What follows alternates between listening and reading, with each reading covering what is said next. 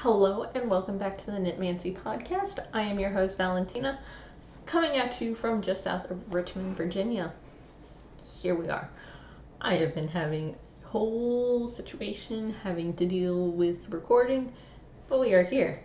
You can find me online on Ravelry as Knittermancer, and you can find me on Instagram as Middle of the Madness, as well as on Tumblr under a variety of names, which will be down below. And you can find me on twitch.tv/gnollprincess every day-ish from about 2 p.m. to 4:30, 5 o'clock. Just depends. Sometimes it's less, sometimes it's more. But that's the general. It's almost every day, Monday through Friday. Let's moment. Ooh. I have been having slight sinus issues, so bear with me. Okay. Yes, everything will be down below in the description box. My past two had an issue, so yeah, okay. But I have a finished object. I have some works in progress, and I kind of want to chat about. Let me take my phone out of my pocket because it's uncomfortable. And I kind of want to talk about something that is coming up because it is an undertaking, to put it lightly. So let's hop into it. I suppose we might have some chit chat at the end. We'll figure it out. So, finished object. I said I would have it done. Guess what? Ugh. My Hue Shift Afghan is complete. So you were pretty much seeing block by block me doing it. I guess when they do the pictures, it's this is the top. But I have all the ends woven in, I have all the blocks seamed, I have all the border done. It is done. If I can find, hopefully I can deal with my computer woes and I'll be able to actually edit in a picture. If not, then I've given up on the computer. But yes, the Hue Shift Afghan by Kerin Dimeler-Laurence is done. It is all Knitpicks Brava Sport, which is 100% acrylic, and I would say if you are looking for an acrylic, and like me, you have had many woes with acrylic in the past, this is a good acrylic. This is not bad. It's a good size blanket. It will not fit over a bed, but for snuggling up on the couch, it's perfect size. I do need to throw it into the wash and give it a wash and a dry, but that might be an end poking through. That's not a big deal, but it is done. To be honest, this is my first real blanket I've ever knit. I have knit a giant, it might be in some of the old episodes, a giant lace mohair shawl. It is, might pull it out in future episodes to show it off because it's so beautiful. It is massive. I think it's bigger than this is even. And it's a giant gray mohair shawl inspired by the Orenburg lace shawls, which is a Russian style of lace shawl. And it is gorgeous. So I figured if I could knit that, I absolutely have it in me to knit a blanket. And, well, I have knit a blanket. So, blanket done. Let's continue folding this bugger up. It does have good heft to it because it is a blanket.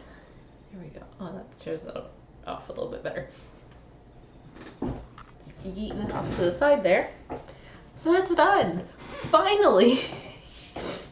I'm so excited. I might actually link down below my project page for it because I did make some alterations to what the pattern called for, but it's nothing It's nothing major. It mostly is regarding the assembly of the blanket, as well as I just did something to make the border look nicer. Not that you can tell because it's black, but and just quickly running through those, I did knit half of the quadrants, because you have 4 quadrants and each is made up of 25 squares. I mean, if you sit and look at the blanket and count it, you can see these things. So it's made up of 4 quadrants that you're supposed to seam together. Well, I did one half and then the border, and then the other half, and then the border, and then I sewed it together, seamed it together, and then I did the final borders, the top and the bottom border. And then I slipped a stitch, the first stitch of every row on the border to make it look nice. Again, not that you could tell if I had done any other color combo that didn't have a black border, you'd probably be able to tell. But I like the black border. And it is done, and I'm so glad it's done, because that's just one less thing I have to worry about. And it's no longer on me, and it's no longer being heavy, and okay, so my one finished object. Let's move on to the works in progress, right? Or I'll sit here and just keep chatting about that one.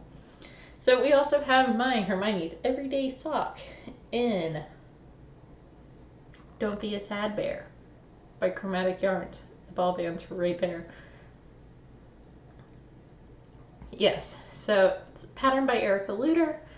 The yarn, as I just said, it is her merino sock. So it's not the normal base that I like to get from Chromatic Yarns. I very much prefer her BFL sock. Strong sock. Whatever the BFL sock is. Her BFL sock is my favorite. Absolutely. I prefer BFL or Corriedale, or I prefer a lot of things to merino sock. But merino sock for me is fine. Like for socks for myself is fine. So there you go. Whoop. Come on. Get.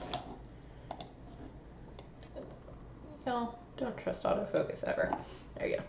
So you can see it's like almost a beigey. It's not quite a cream base, with purple and black and like some brownish speckles.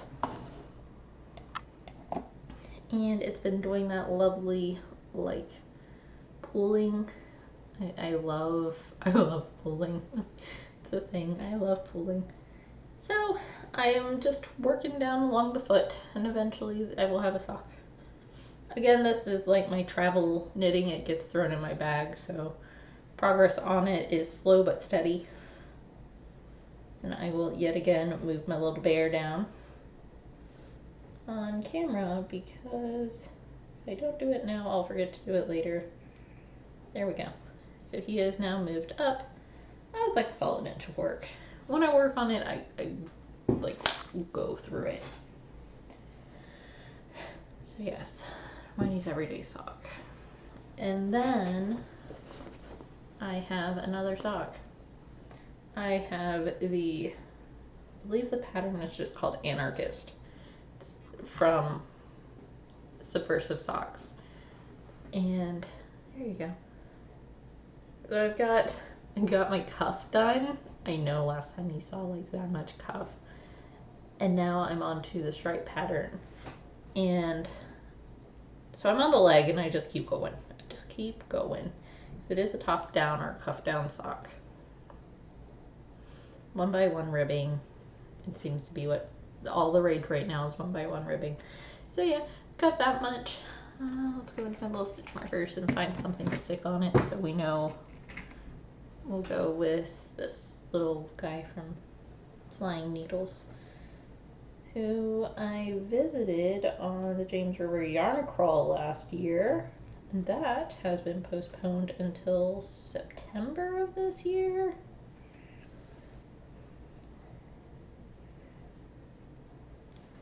I think, okay, there we go. So now from now on, we'll just keep moving it up as we go. The yarn here is West Yorkshire Spinners and their 4-ply signature 4-ply sock in poppy seed for the gray and the reddish color. It's a light red. It borders on pink. Yeah, but those are both West Yorkshire Spinners. This, as I was saying, this red color is cayenne pepper. Yeah, so I've gotten this much done, and most of this was, or like that much of it was done during watching Hannibal. That's back on, or that's on Netflix now. I have it in this beautiful bag. I try to find the maker. It says Yarn Life. And then I just cast something new on because I have a problem sometimes. Actually, because my needles were free. In my center of the Yarnverse bag, I have my mess of a...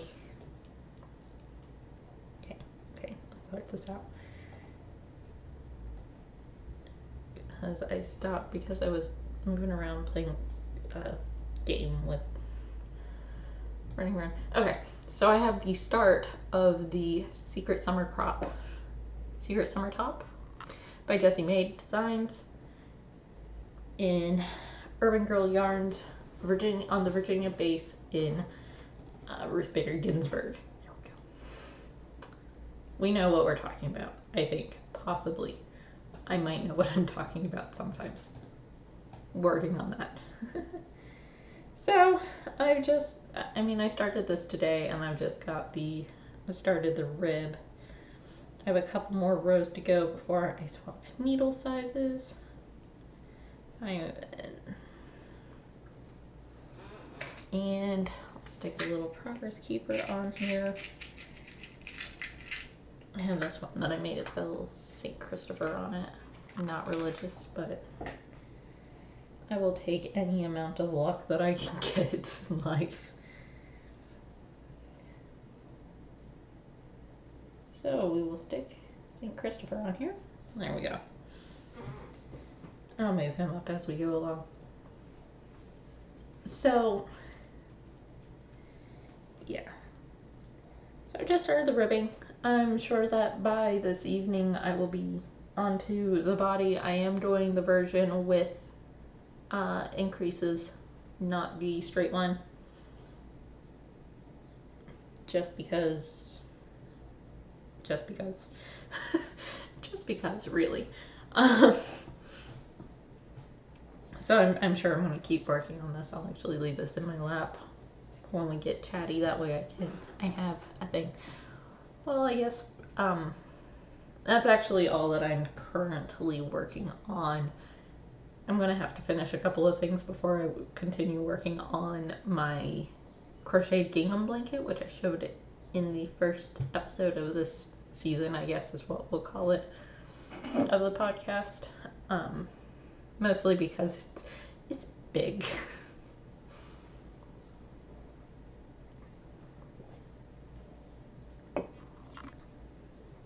So,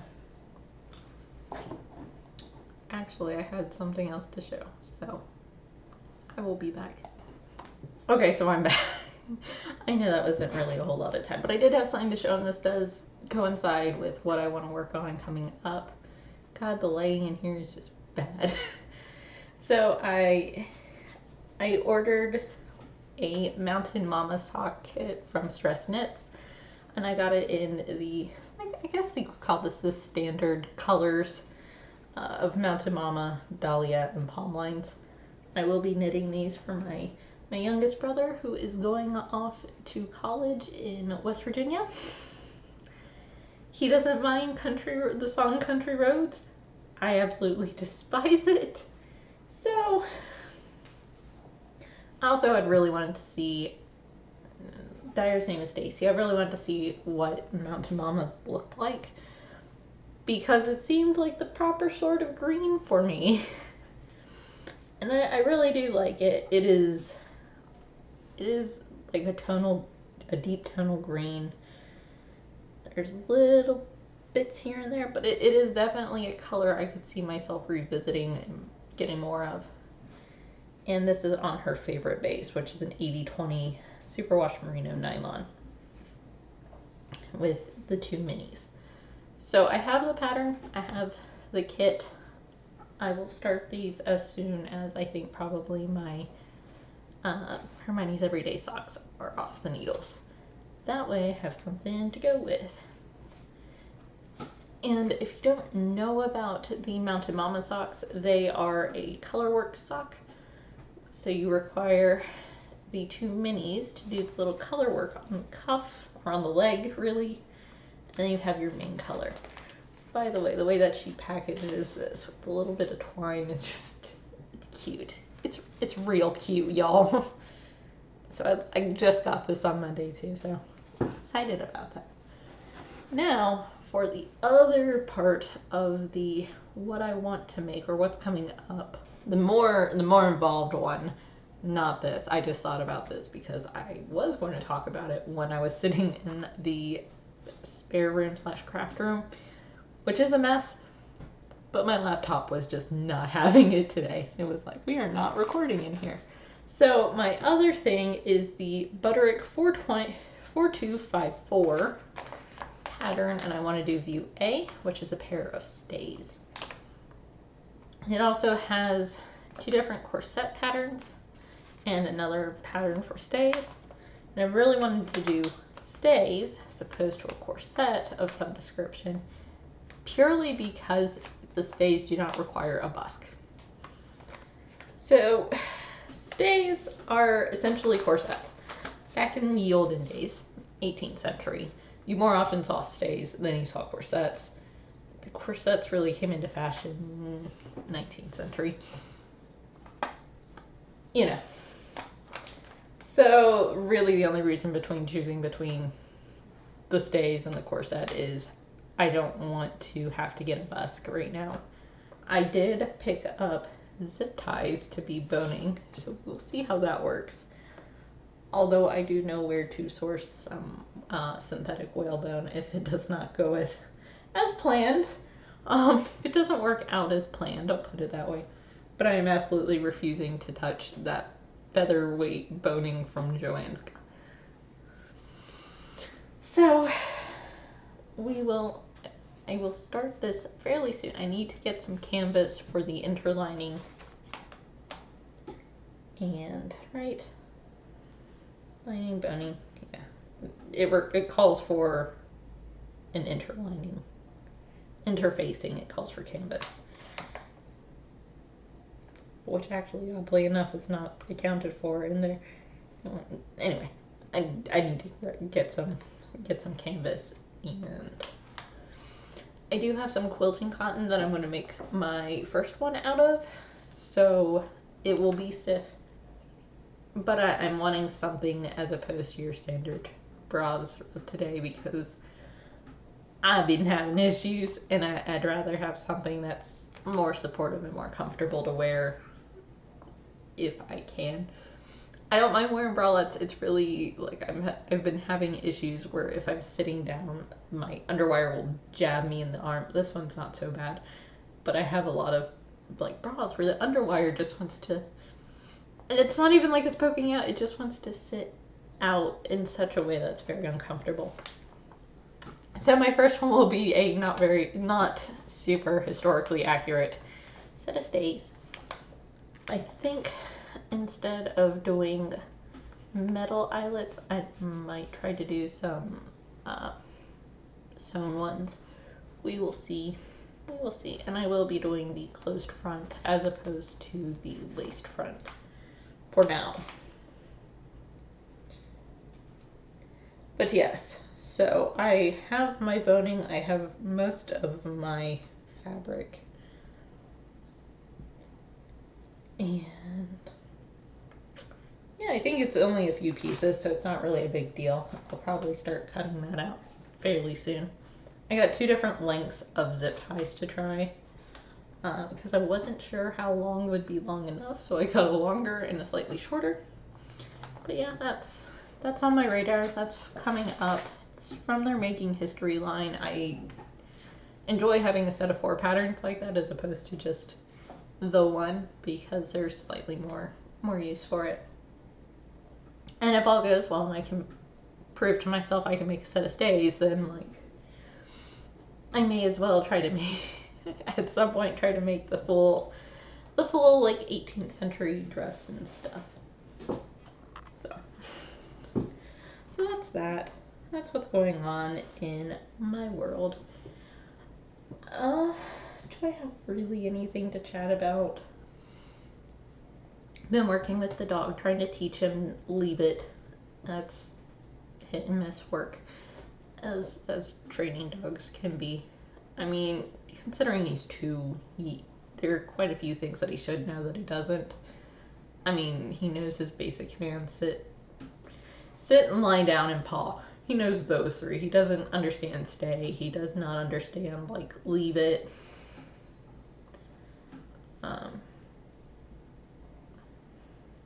When we first got him, he would not lie down on command. He does now, for the most part. We're working on leave it. He's getting okay with that. He still has a little bit of issues, and he needs to learn to not. In the sad, bitter side of his news, I mean, so he decided this morning he was going to play with a little baby bird. I say little baby, it's a fledgling bird. It's a bird being watched by its mom, little American robin. And he picked it up. He was going to play with it. But he has this issue, and he doesn't realize, like, he understands the bird is another living critter. And when we took him to the dog park this weekend, or last weekend, and he loved it. But, yeah, his struggles with the whole, like, you have to be very careful with smaller creatures. Because he's a big boy. He got him at 60 pounds, and he was skin and bone at 60 pounds. He's put on weight now. But he's strong. He's pretty big dog. And as far as I'm aware, the baby bird was fine. I've not gone outside to like check without the dog. So I might run out there and do that before I stream here in a little bit. But when we took him to the dog park, he was good with the other dogs. Most of the dogs were just like, I'm sick of you, so they were getting nippy with him. And I mean, he's a big boy and he's a pit mix, so everyone's a little bit more cautious. The only rudeness about him was that he would scratch up at the dirt and it would fling on people. And just like, but I don't think there's a whole lot I can do about that behaviorally right now, especially because he needs to work on some of his other commands before we can work on that. But he was good. We left him on the leash. He had his leash on him, but we weren't holding his leash, so he still had the leash on him. Just in case we had to grab him and pull him back real quickly, we had an option or a way to catch him a little bit easier. And we kept his harness on him and his little backpack. His little backpack. We make him carry his poop bags. I'll often stick treats and stuff in it too. That way, if we're going on a longer trip, I don't have to carry them in my bag. But yeah, he's a good boy. He's a good boy. I think I mean, I could keep talking about what's happening in the world, but I think I'm not. I think I've said my piece. I think I need to stop before I drive myself completely batty with that. But the world out there is something. So I think I am going to go. I am hopefully going to find my flash drive and I'll be able to edit this a little bit and get this up. And yeah, I think we're good. So until next time, please stay safe. Please stay healthy. Wash your hands, take care of yourself, wear your mask. And until next time, goodbye.